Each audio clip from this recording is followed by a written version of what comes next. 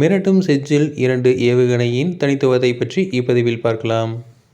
செஜ்ஜில்-2 என்பது ஈரானின் மிகவும் மேம்பட்ட அதிநவீன நடுத்தர தூர பாலிஸ்டிக் ஆயுதத்தில் ஒன்றாகும். திட எரிபொருள் இயந்திரம் மற்றும் நீண்ட தூர திறனுக்காக செஜ்ஜில்-2 ஏவுகணை பெயர் பெற்றது. செஜ்ஜில்-2 சுமார் 2000 கிலோமீட்டர் தூரம் மற்றும் 700 கிலோகிராம் வெடிபொருளை சுமந்து செல்லும் திறன் கொண்டதாகும். எதிரி நாட்டினுள் ஆழமாக சென்றும் துல்லியமாக தாக்குதலை தொடுக்க இது வடிவமைக்கப்பட்டிருக்கிறது. செஜ்ஜில்-2 ஏவுகணையின் தனித்துவமே அதன் 2 நிலை திடப்பொருளின் உந்துவிசை எனலாம்.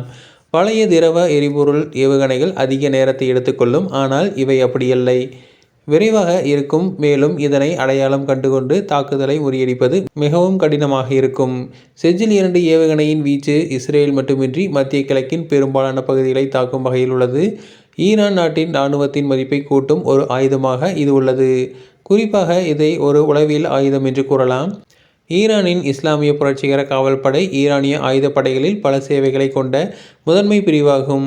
அந்த வகையில் செஜ்ஜில்-2 குறித்து IRGC கூறுகையில், செஜ்ஜில்-2 நாட்டின் மிகவும் துல்லியமான மற்றும் போர் வியூகத்தின் முக்கிய ஏவுகணையில் ஒன்று. 2008ஆம் ஆண்டில் அதன் முதலில் வெற்றிகரமாக பயன்பாட்டுக்கு வந்த பிறகு பல சோதனை ஏவுதல்கள் மூலம் அதன் வழிகாட்டுதல் அமைப்பு மேம்படுத்தப்பட்டுள்ளது என்று கூறியுள்ளனர். IRGC தகவலின்படி செஜ்ஜில்-2 மூலம் ஈரான் இஸ்ரேலை தாக்கியுள்ளது. இஸ்ரேலின் தாக்குதலுக்கு இது பதிலடி என்று ஈரான் தெரிவித்துள்ளது.